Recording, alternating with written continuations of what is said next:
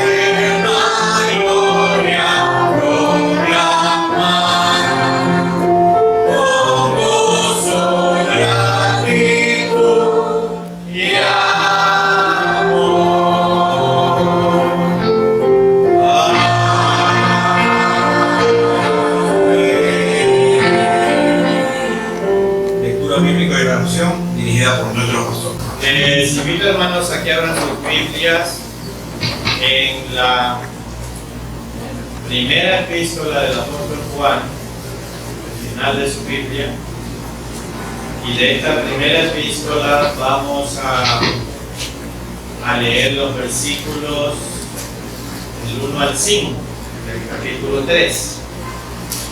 Primera epístola del apóstol Juan, capítulo 3, y vamos a leer los versículos del 1 al 5. Voy a empezar leyendo el 1, ustedes el 2 y terminamos juntos en el 5. Amén. Amén. Mirad cuál amor nos ha dado el Padre para que seamos llamados hijos de Dios. Por esto el mundo no nos conoce, porque no le conoció a Él. Amados, ahora somos hijos de Dios y aún no se ha manifestado lo que hemos de ser, pero sabemos que cuando Él se manifieste, seremos semejantes a Él, porque le veremos tal como Él es. Y todo aquel que tiene esta esperanza en Él, se purifica a sí mismo, así como Él es puro. Todo aquel que comete pecado infringe también la ley, pues el pecado es infracción de la ley. Y juntos el 5. Y sabéis que Él apareció para quitar nuestros pecados, y no hay pecado en Él. Oremos. Bendito Dios y nuestro buen Padre Celestial, gracias le damos por el privilegio que nos da de reunirnos como su iglesia.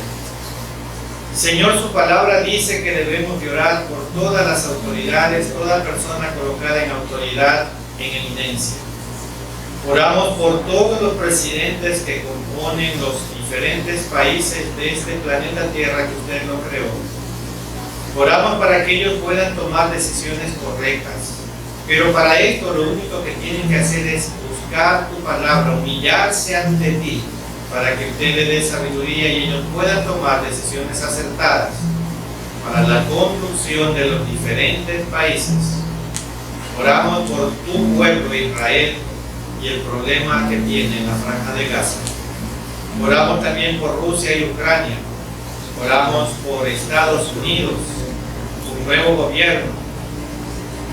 Oramos también para que usted continúe dando sabiduría a este gobernante para que pueda tomar decisiones correctas. Oramos por Venezuela, oramos por Colombia, oramos por Ecuador. Señor, usted conoce la situación de nuestro país, el Ecuador, un país inmerso en la corrupción, en las drogas, en el asesinato. Señor, continúe tomando el control de esta nación. Y también su palabra nos dice que debemos de orar por las personas que están enfermas, que están atribuladas en sus cuerpos. Oramos para que su mano de gracia continúe dando la sanidad a la hermana Gina Velarde, a la hermana Catalina Velarde, que están en franca recuperación de sus intervenciones. Oramos de la misma manera por aquellas personas que han perdido seres queridos en estas fechas. Que su mano de gracia esté sobre cada uno de ellos, fortaleciendo sus vidas. Y de la misma manera oramos para que nosotros podamos predisponer nuestras mentes y corazones para escuchar y obedecer su palabra. Lo rogamos en el nombre que es sobre todo nombre, el nombre de nuestro Señor Jesucristo. Amén. Continuamos con el himno 224, Tu pueblo jubiloso.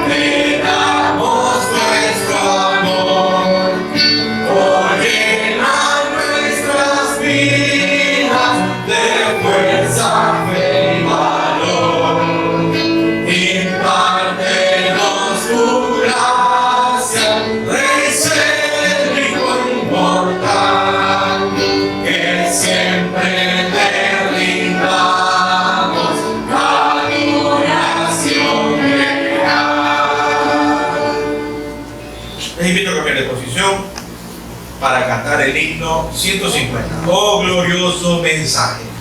Cantemos con una actitud de mucho gozo y adoración a nuestro Señor. Oh glorioso mensaje.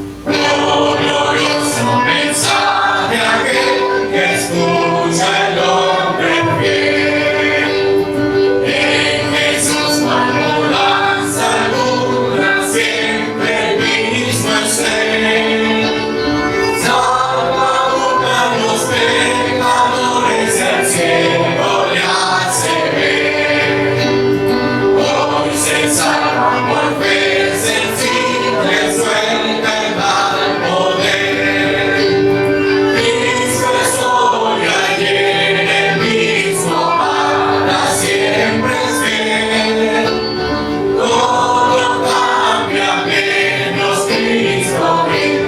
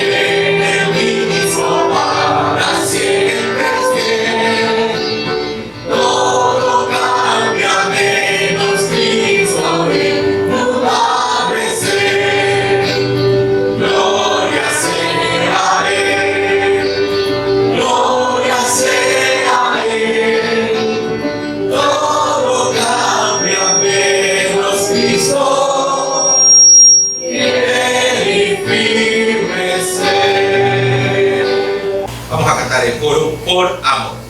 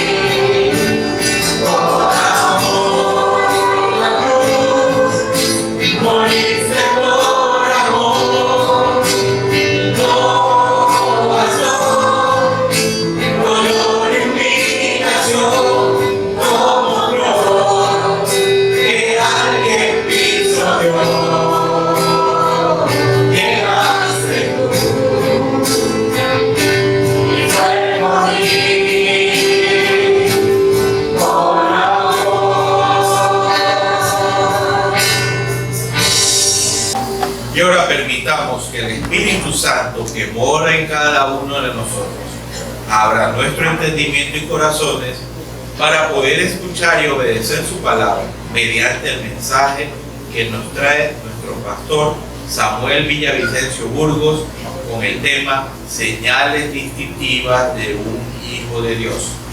Escuchemos con atención y reverencia. Todo hijo pareciera llevar consigo mismo la marca imborrable de un asombroso parecido con su padre. Hay hijos que son iguales a sus padres en su físico, en su caminar, y en pocos casos hasta en su carácter. Entonces las personas dicen, ese hijo se parece en todo a ti. Algunos dicen con frecuencia, tienes el mismo carácter de tu padre o el mismo carácter de tu madre. Los rasgos congénitos necesariamente nos llevan a una conexión con nuestros progenitores. Tales consideraciones nos hacen pensar que si un hijo se parece tanto a su padre o a su madre, que algunos hasta los confunden cuando se encuentran juntos y no saben si es el hijo o es el padre, no saben si es la madre o es la hija. Y los hijos de Dios deberíamos también tener un parecido a nuestro progenitor espiritual que es Dios. ¿Cómo será eso de que un hijo de Dios se parezca a Él? ¿Cuáles serían sus características? Más aún, ¿cómo parecernos a Dios si Él es espíritu? Este asunto de compararnos con Dios se hace mucho más cuesta arriba cuando sabemos que somos seres finitos, falibles, pecadores y limitados frente a un Dios que es todo lo contrario a nosotros debido a nuestra naturaleza. La de Él es santa y divina y la de nosotros pecadores. ¿Cómo nos podremos parecer? Entonces la pregunta es, ¿podremos parecernos a Dios si somos sus hijos? ¿Podremos parecernos a Dios si somos sus hijos? ¿Cuáles serán nuestros atributos para que nos parezcamos a Él? Bueno, Juan, en el tercer capítulo de su primera carta, que la encontramos al final de la Biblia, y les pido la mantengan abierta porque vamos a analizar ese capítulo, el capítulo 3 de la primera epístola de Juan. Mantengan abiertas ahí sus Biblias. Bueno, Juan en esta carta nos presenta un cuadro que pudiera describir las características imborrables de un creyente con las que reflejaría su parentesco con el Dios de los cielos. Con su atención reverente y a la luz de la Biblia, les invito a que juntos analicemos el tema: señales distintivas, señales que nos distinguen de un hijo de Dios. Veamos entonces cuáles señales son las señales distintivas de un hijo de Dios. Y en primer lugar, un hijo de Dios ha sido concebido por el amor de Dios. Y como tenemos como base el capítulo 3 de la primera epístola de Juan, nos corresponde analizar el primer versículo. Mirad cuál amor nos ha dado el Padre para que seamos llamados hijos de Dios. Por esto el mundo no nos conoce, porque no le conoció a Él. Muy bien. Entonces, miren hermanos, en la cultura popular, la gente se refiere a todos los seres humanos como hijos de Dios. Usted le pregunta a un borracho, ¿eres hijo de Dios? Claro que soy hijo de Dios. Usted le pregunta a un ladrón, ¿eres hijo de Dios? Claro que soy hijo de Dios.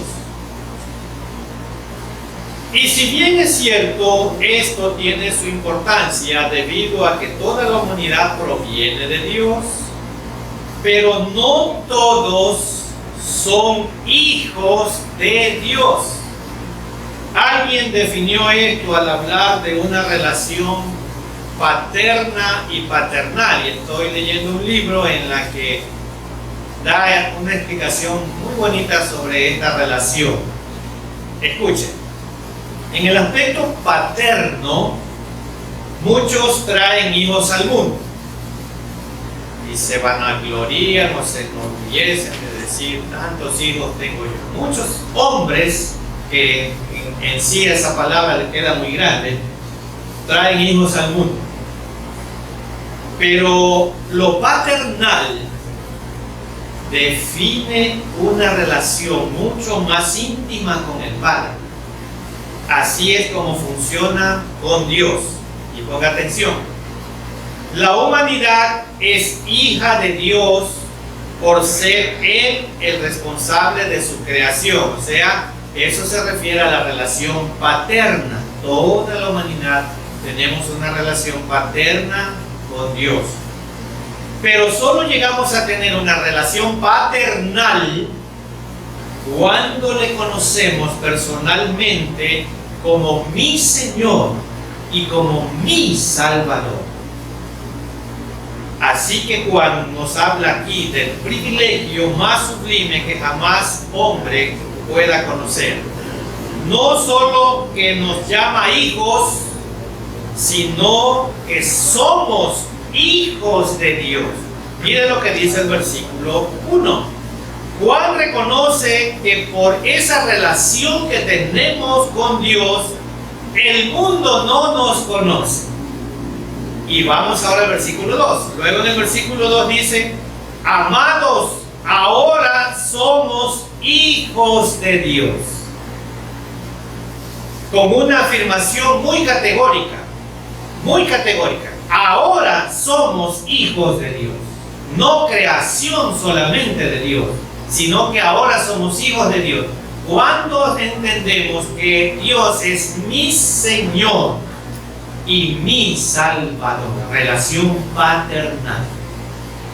Veamos qué más nos dice también el apóstol Pablo cuando él escribe esa carta a los hermanos en Galacia. En Gálatas 3, 26 al 27, no pierda la cita de base de Primera de Juan. Vamos un momentito a Gálatas para ver lo que dice Pablo. Y Pablo en el capítulo 3, versículos 26 y 27 dice lo siguiente: pues todos sois hijos de Dios por la fe en Cristo Jesús. ¿Qué es lo que nos da el privilegio de ser hijos de Dios? La fe, creer en Él, relación paternal. Porque todos los que habéis sido bautizados en Cristo, de Cristo estáis revestidos. Y voy a analizar la última parte de este versículo 27. De Cristo estáis revestidos. ¿Qué es lo que nos está diciendo aquí Pablo? En la sociedad romana, un futuro joven ponía a un lado la túnica de su niñez y se vestía con una nueva túnica. Esto representaba su paso a la ciudadanía adulta con todos sus derechos y responsabilidades. Entonces Pablo combinó esta concepción cultural con el concepto del bautismo. Por hacerse cristiano y ser bautizados, los creyentes de la iglesia de Gálatas, decía Pablo, estaban creciendo espiritualmente y estaban listos para tomar el privilegio y las responsabilidades de mayor madurez. Pablo dice que ellos habían puesto a un lado las vestimentas viejas de la ley y ahora estaban vistiendo el ropaje nuevo de la rectitud en Cristo. Como creyentes, nuestro mérito se basa en el hecho de que Dios nos ama y nos llama sus hijos. Él nos llama sus hijos. Somos sus hijos ahora. No alguna vez en el futuro distante, no, ahora. Saber que somos sus hijos nos anima a vivir como Jesús vivió. Y la pregunta que vamos a contestar ahora es: ¿cómo estamos viviendo? ¿Reflejamos que somos hijos comprometidos con Él y con su obra? ¿O somos miembros indiferentes de la iglesia de Él? ¿En qué grupo está usted?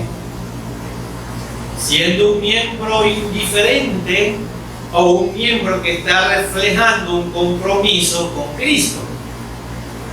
¿En cuál de los dos grupos está usted? Bueno, ¿cuáles son las señales distintivas de un hijo de Dios? Y en segundo lugar, un hijo de Dios posee una esperanza purificadora. Y seguimos con nuestra lectura de base. Voy a leer 1 de Juan 3, 2 y 3. Un hijo de Dios posee una esperanza purificadora. Y 1 de Juan 3, 2 y 3 dice: amados, ahora somos hijos de Dios y aún no se ha manifestado lo que hemos de ser. Pero sabemos que cuando Él se manifieste, y aquí está, escuchen, seremos semejantes a Él, porque le veremos tal como Él es. Y todo aquel que tiene esta esperanza en Él se purifica a sí mismo, así como Él es puro. Miren, noten lo que le sucederá a los hijos de Dios cuando Cristo venga, la segunda parte del versículo 2. Seremos semejantes a Él, porque le veremos tal como Él es. ¿Se dan cuenta? La vida cristiana entonces es un proceso que consiste en ser cada vez más semejante a Cristo. Ese proceso no será completo hasta que lo veamos a Él cara a cara, pero saber que es nuestra meta final debe motivarnos a vivir en santidad. Debe motivarnos a vivir en santidad. Purificar significa guardarnos en lo moral, libres de la corrupción del pecado. Dios también nos purifica, pero hay algo que debe hacer para permanecer moralmente idóneos. ¿Y qué es lo que debemos de hacer? Bueno, vamos un ratito a Santiago, que Santiago tiene la respuesta. Santiago 4:8. ¿Qué tenemos que hacer para purificarnos nosotros? Y Santiago 4:8 dice, ya lo tienen por ahí está cerca, por hebreo, por ahí está en mi Biblia. Santiago 4:8 dice: acercaos a Dios y Él se acercará a vosotros. ¿Quién es que da el primer paso? Nosotros, sus hijos. Relación.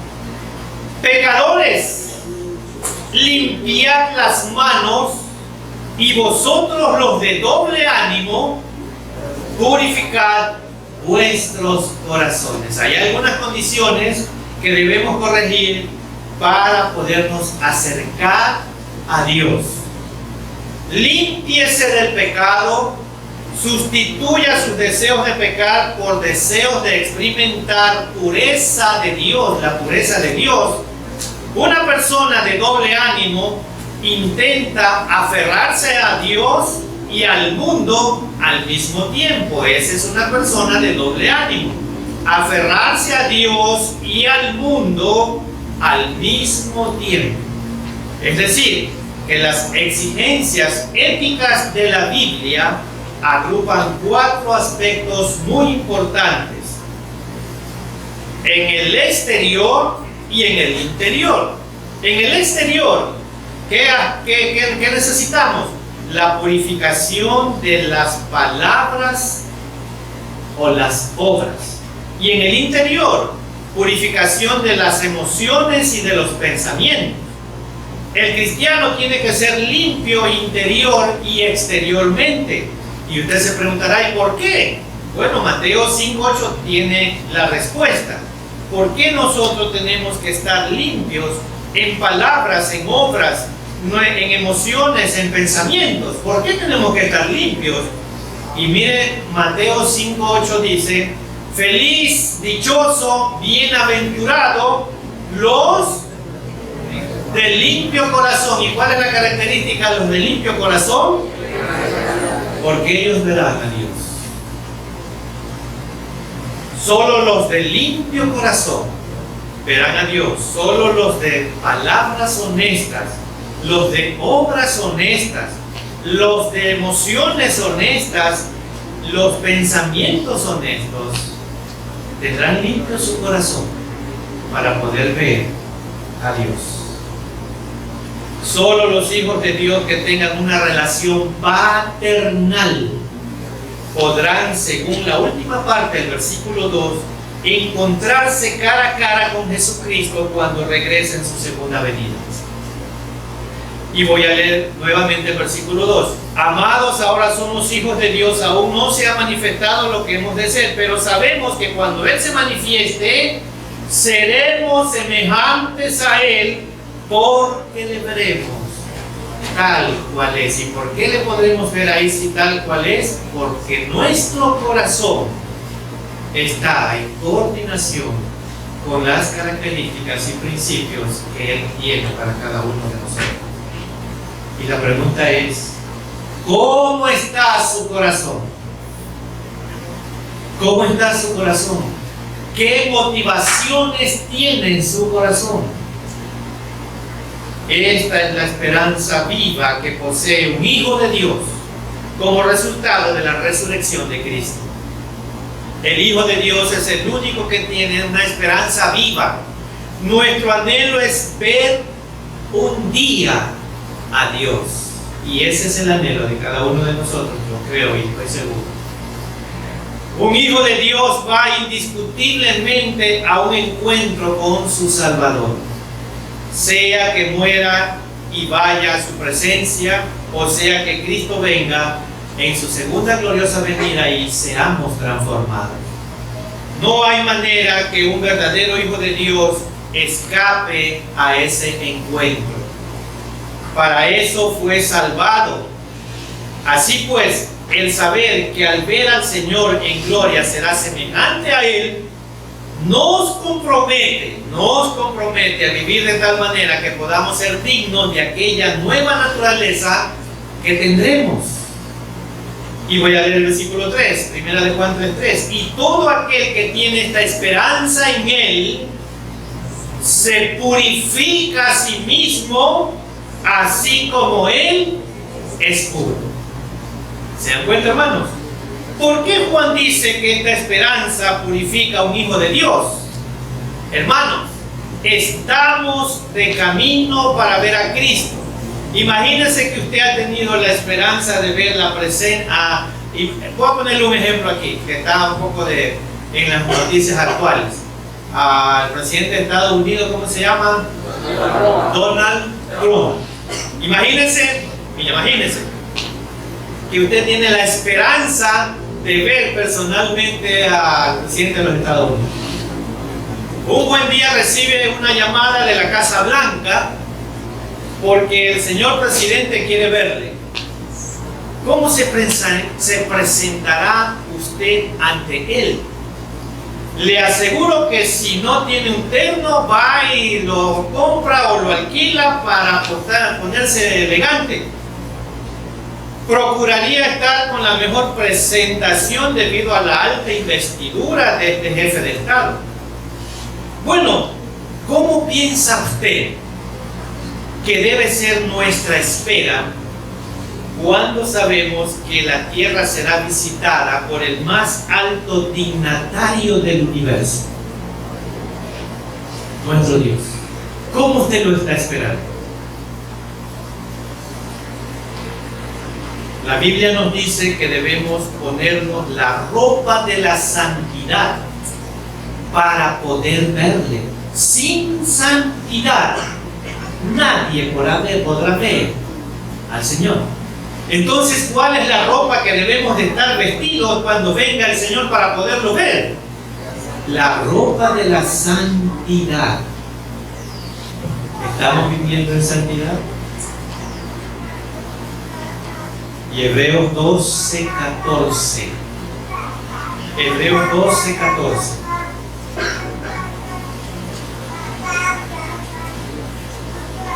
Amén. Seguid la paz con todos. Y ahí está la clave.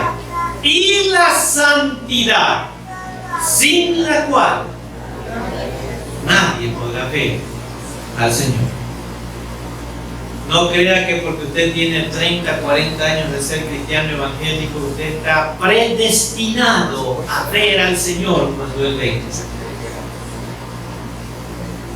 Lo único que lo autoriza, lo acredita a ver al Señor cuando Él venga, es cómo está su vida, si está en santidad o no. Usted puede tener 3 días de haberse hecho cristiano evangélico, pero usted vive una vida santa y aspira a vivir una vida santa, de verá al Señor. El pecado siempre obstaculiza nuestra visión de Dios. Por lo tanto, si queremos ver a Dios, debemos obedecerle y renunciar al pecado. Vivir en santidad armoniza con vivir en paz, porque así dice Hebreos 12:14. Vivir en santidad armoniza con vivir en paz. Una de los frutos de la santidad de su vida es que usted vive en paz. Y la pregunta es, ¿por qué hay muchos cristianos que no tienen una buena relación con los hermanos en la iglesia? No están viviendo en paz. No hay paz. Una buena relación con Dios conduce a una buena relación con todos los creyentes. Si usted no se habla con algún hermano dentro del templo, usted no está viviendo en santidad. Una buena relación con Dios conduce a una buena relación con su prójimo. Aunque no siempre vamos a sentir amor por todos los creyentes, debemos buscar la paz a medida que logramos ser semejantes a Cristo. ¿Cuáles son las señales distintivas de un hijo de Dios? Y en tercer lugar, un hijo de Dios ama a su hermano sin distinción alguna. Y primera de Juan 3, vamos a leer ahora los versículos 10 al 12 de la porción que tenemos de base de este capítulo 3. Un hijo de Dios ama a su hermano sin distinciones alguna. Y el versículo 10 al 12 dice: en esto se manifiestan los hijos de Dios. ¿En cuáles son las manifestaciones? Lo que hace evidente a un hijo de Dios. Los hijos del diablo, todo aquel que no hace justicia, que no ama a su hermano, no es de Dios. Entonces es un hijo del diablo. Porque este es el mensaje que habéis oído desde el principio, que os amemos unos a otros. No como Caín, que era del maligno y mató a su hermano. ¿Y por qué causa le mató? Porque sus obras eran malas y las de su hermano justas. Aquí vemos por qué razón Caín mató a Abel. Por envidia. Por envidia. Entonces aquí está. En esto se manifiestan los hijos de Dios y también los hijos del diablo. Y da las características de los hijos del diablo: no hace justicia y no ama a su hermano. Ahora, Juan nos introduce en un asunto muy serio para hacer una diferencia entre un hijo de Dios y un hijo del diablo. La distinción se da cuando se comete injusticia a mi hermano y también mi falta de amor por él. Juan es un abanderado en este tema de amar a los hermanos de tal y cual son, sin distinciones. Pone el asunto de amarnos los unos a los otros como un mandamiento, no como una opción. Y como para que este tema quede muy grabado en la mente y en los corazones de los que estaban leyendo, nos lleva a una comparación extrema al decir que no seamos como Caín, quien por ser del maligno mató a su hermano Abel. A uno le sorprende que Juan ponga como ejemplo el caso de Caín y Abel, el primer asesinato de la humanidad. Pero Cristo ya había dado también su veredicto sobre esto antes, y veamos lo que él ya había dado y vamos a leer Mateo 5:22. Cristo ya había dado también su veredicto sobre este asunto de amarnos los unos a los otros, y Jesús dice en Mateo 5:22, no pierda la cita de base. En Mateo 5:22 dice Jesús: pero yo os digo que cualquiera que se enoje contra su hermano será culpable de juicio, y cualquiera que diga necio a su hermano será culpable del concilio, y cualquiera que le diga fatuo quedará expuesto al infierno de fuego. Eso dice Jesús. Es muy serio este asunto de amar al hermano, como una característica distintiva de un hijo de Dios. Característica distintiva de un verdadero hijo de Dios es amar al prójimo. Cuando me doy licencia de hablar mal, cuando nos damos licencia de hablar mal, de condenar y hasta de mandar al infierno a alguien por quien Cristo murió, me estoy tomando el lugar de Dios, quien es el único que buscará a los suyos. A los suyos. ¿Cuántos nos hemos convertido en jueces de los demás? Al convertirnos en jueces de los demás, nos estamos convirtiendo en juez más que Dios. ¿Cuáles son las señales distintivas de un hijo de Dios? Y en cuarto lugar, un hijo de Dios llega a ser aborrecido por el mundo. Un hijo de Dios llega a ser aborrecido por el mundo. Y esto se lo digo con mucha experiencia. Primera de Juan 3, 13 al 16. Hermanos míos, no os extrañéis si el mundo os aborrece.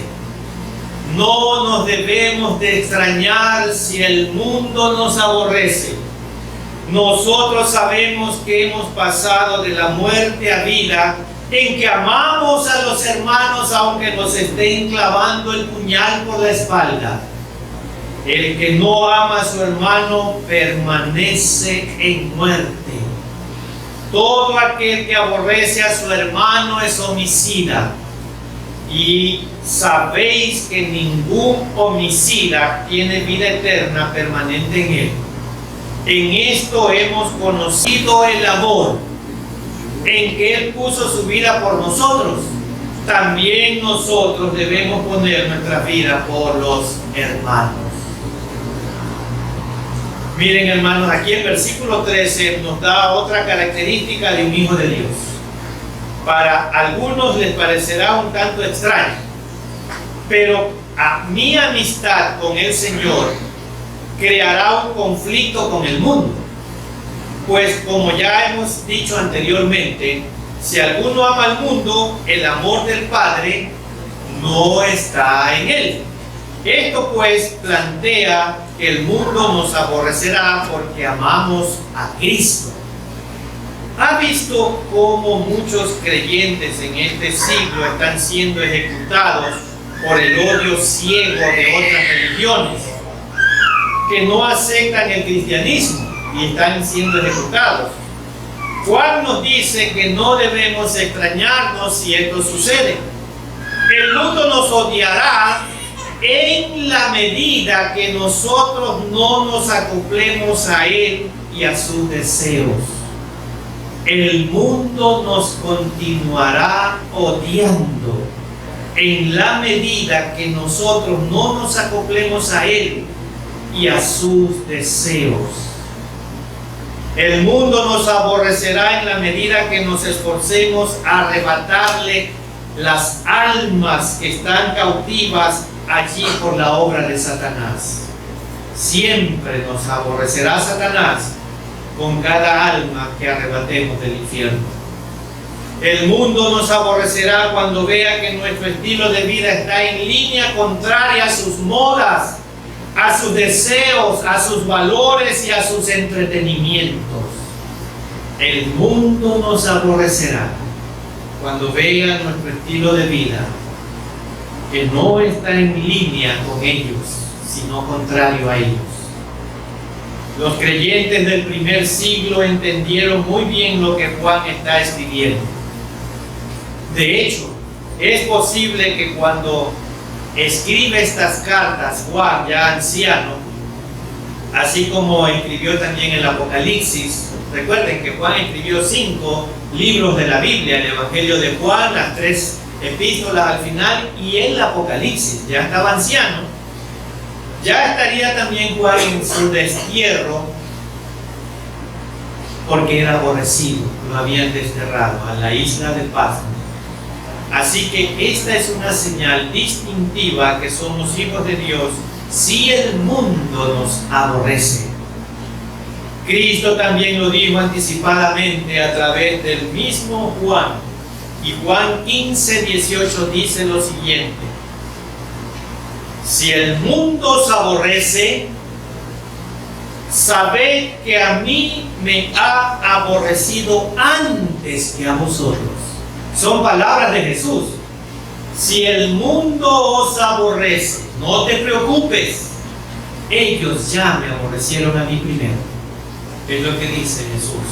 Y si tú eres un hijo mío, te quieres llamar hijo de Dios, tienes que imitarme, seguirme. ¡Ánimo! No se desanime. Si el mundo le aborrece por seguir a Dios, eso es buena señal que usted está por el buen camino. ¿Cuáles son las señales distintivas de un hijo de Dios? Y en quinto lugar, un hijo de Dios vive para buenas obras. Y voy a leer versículos 17 al 22, la tercera epístola de Juan. La primera epístola de Juan, el capítulo 3, voy a leer del 17 al 22. Pero el que tiene bienes de este mundo y ve a su hermano tener necesidad y cierra contra él su corazón, ¿cómo mora el amor de Dios en él? De ninguna manera. Hijitos míos, no amemos de palabra ni de lengua, sino de hecho y en verdad. Y en todo conocemos, y en esto conocemos que somos de la verdad, y aseguraremos nuestros corazones delante de Él, pues si nuestro corazón nos reprende, mayor que nuestro corazón es Dios, y Él sabe todas las cosas. Mayor que nuestro corazón es Dios, y eso nos debe de animar porque Él sabe todas las cosas. Amados, si nuestro corazón no nos reprende, confianza tenemos en Dios, y cualquiera cosa que pidiéramos la recibiremos de Él, porque guardamos sus mandamientos. Y esto guardamos dice obedecer, obedecemos sus mandamientos y hacemos las cosas que son agradables delante de Él. El versículo 17 es un texto con un llamado profundo. Es un llamado para revisar mi fe, sobre todo como lo presenta Santiago, por aquello que la fe sin obras es muerta. Una señal distintiva de un hijo de Dios es que posee una vida que puede ser compartida. De esta manera podemos ver que el Evangelio conduce a los hombres a tener un corazón abierto, pero también no solo un corazón abierto, sino también una mano abierta. El verdadero hijo de Dios, su amor a Él, su corazón lo conduce no solamente a un corazón abierto, sino también a una mano abierta. Los bienes que nos han sido dados no son solo para satisfacer nuestras despensas y suplir y dejar de suplir a los necesitados. No. Juan sabía que hay muchas necesidades y con ellos que no debemos cerrar nuestro corazón para dar. Y voy a leer Hechos 20:35. Hechos 20:35.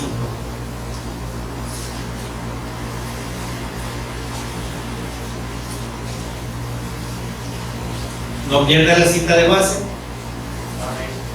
Amén. Y Hechos 20:35 dice: en todo os he enseñado que, trabajando así, se debe ayudar a los necesitados. Aquí escuchen bien esta palabra, necesitado.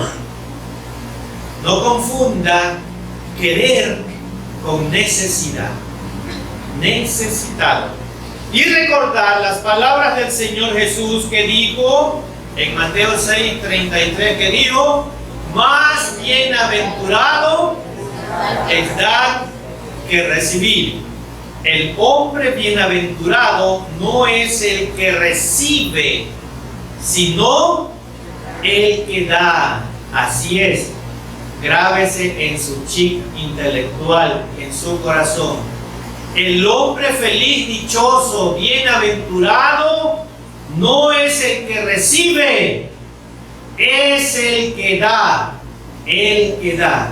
Más bienaventurado es dar que recibir. El texto pareciera darnos otro mensaje, pues da la impresión que los que tienen bienes de este mundo son los que tienen el derecho de compartir con los demás. Pero la verdad bíblica es la misma. Nadie es tan pobre que no tenga nada para ayudar a otro que es más pobre que él. Nadie es más pobre que no pueda ayudar a otro que es más pobre que él. La vida cristiana tiene su esencia en el compartir. Y también, si usted ama a su prójimo, usted va a compartir a otros de Cristo. ¿Cuáles son las señales distintivas de un hijo de Dios? Y en sexto lugar, un hijo de Dios permanece por ser morada del Dios Trino. Un hijo de Dios permanece por ser morada del Dios Trino. Y vamos a terminar el capítulo 3 leyendo los versículos 23 y 24 de la primera epístola de Juan. Y este es su mandamiento: que creamos en el nombre de su Hijo Jesucristo y nos amemos unos a otros como nos lo ha mandado. Y el que guarda sus mandamientos, el que obedece sus mandamientos, ¿qué dice ahí? Permanece en Dios y Dios en él. Y en esto sabemos que Él permanece en nosotros por el Espíritu que nos ha dado. Mire cómo termina Juan este capítulo. Este capítulo no podía terminar mejor. Lo primero que Juan destaca es que creemos en el nombre de Jesucristo. Lo que hace salvo a un hijo de Dios es su fe en el nombre de Cristo. Su nombre significa salvación, perdón, consolación, reconciliación, provisión, vida eterna. Juan enfatiza que creer en ese nombre, en ese mandamiento, si queremos ser salvos. Los apóstoles dijeron que no hay otro nombre dado a los hombres en que podamos ser salvos. Jesucristo hombre, ¿se recuerda? Y al final, aquí en el versículo 24, Juan completa toda la idea para decirnos que nosotros, si sabemos que permanecemos en Dios por el Espíritu que nos es dado. Correcto. Entonces, ¿qué privilegio tenemos los hijos de Dios? Somos morada del Padre, del Hijo y del Espíritu Santo que mora en nosotros. Ese es un privilegio. Que yo sepa y nadie más se le ha conferido esta distinción del cielo. A nadie más. Solo a los hijos de Dios se le ha conferido esta distinción del cielo. El que la tercera persona de la Trinidad more en cada uno de nosotros. A nadie más. Semejante privilegio debe conducirnos a vivir como un hijo verdadero de Dios, a través de una vida santa y apartada para Él.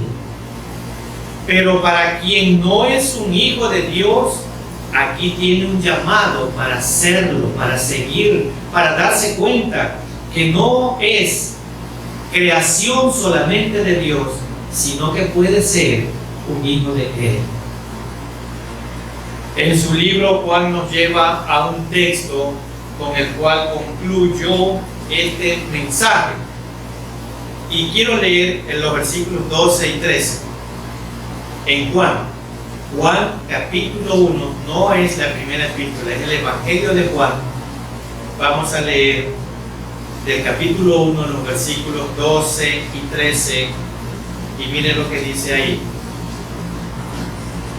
Mas a todos los que le recibieron, a los que creen en su nombre, les dio potestad de ser hechos hijos de esa potestad, el derecho, los cuales no son engendrados de sangre, ni de voluntad de carne, ni de voluntad de varón, sino de Dios. Un hijo de Dios tiene su origen completamente divino, porque es mediante la voluntad de Dios. Entonces, el origen cristiano de nosotros, de ser hijos de Dios, es un origen completamente divino. Ha sido creado por exclusividad de Dios por medio de Jesucristo. Por esta distinción que se nos otorga, somos llamados a vivir como lo que realmente somos. Debemos amarnos unos a otros según el mandamiento que Él nos dio.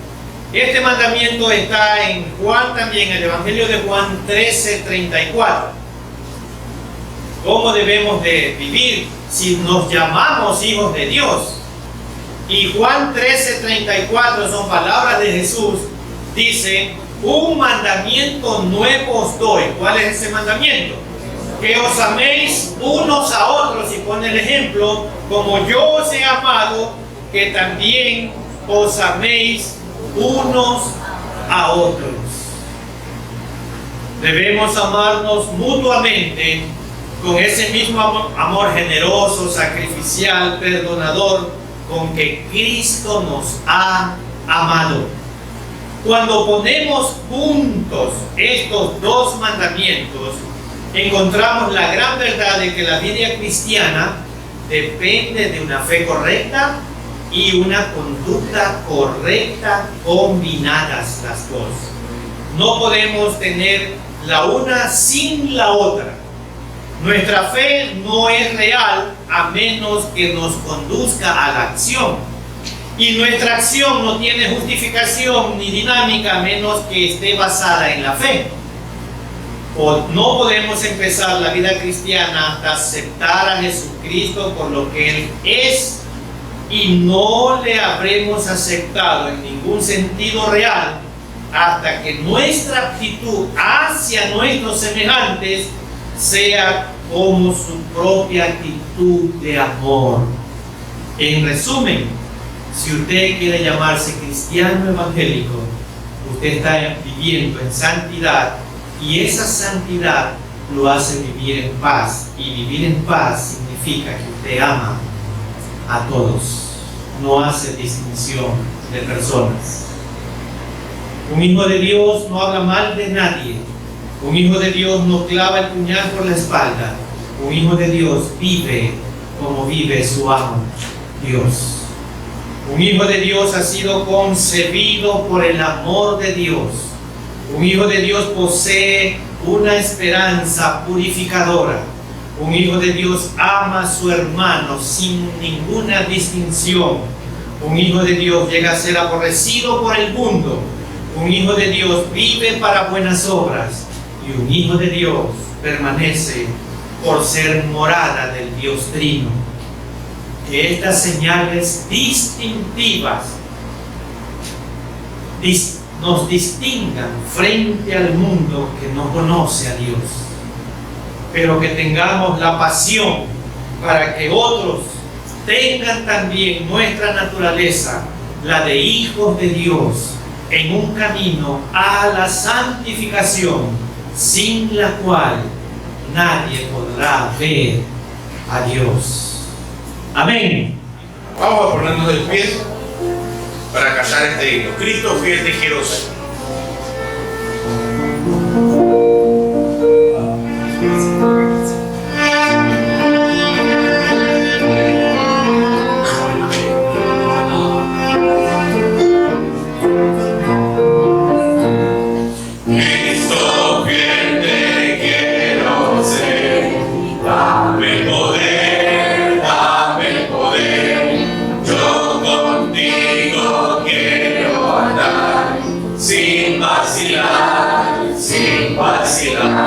En tus pasos quiero seguir, cerca de ti, y si encuentro pruebas aquí, dame confianza en ti.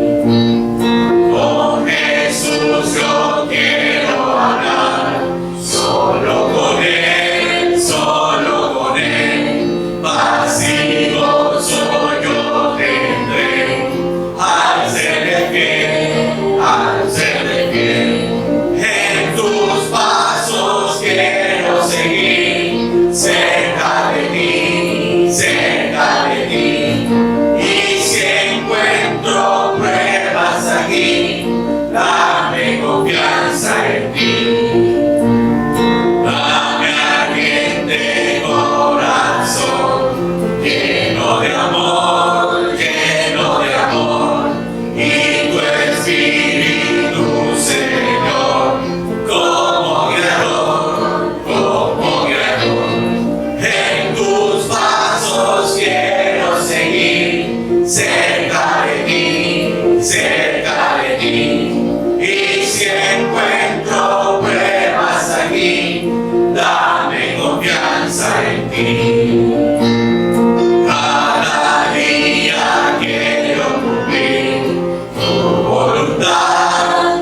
voluntad, y servirte a ti, Señor, en humildad.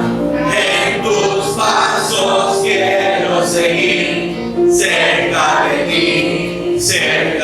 ti, y si encuentro pruebas aquí, dame confianza en ti.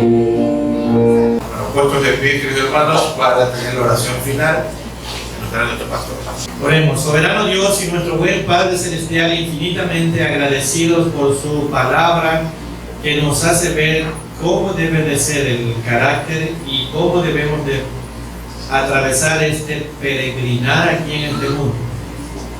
Si realmente nos llamamos hijos tuyos, debemos vivir en santidad, debemos vivir como dignos representantes de usted aquí en la tierra. Y una de las características fundamentales es el amor, no solo a los que nos aman, sino también a los que no nos aman. Amar incondicionalmente fue el arma poderosa que usted vino a esta tierra, y con esa arma destruyó muchas cosas que habían instituido en esta tierra. Sin embargo, esa arma lo llevó al Calvario, a la cruz, y mediante esa cruz nos dio a nosotros el perdón y la vida eterna. Gracias, Señor, porque Satanás nunca se imaginó que mediante la muerte de Jesús lo iba a derrotar. Gracias por la derrota de Satanás en la cruz del Calvario mediante la resurrección de su Hijo. Y si nos llamamos realmente hijos de Él, tenemos que seguir su ejemplo, sus pisadas, y ser cada día parecidos a Él. Que tengamos una relación no de padre, sino paternal con nuestro Señor.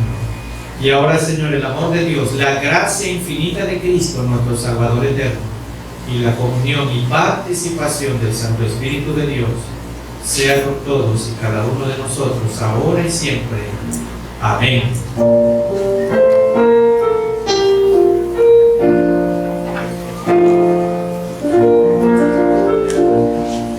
Dios te bendiga, protección te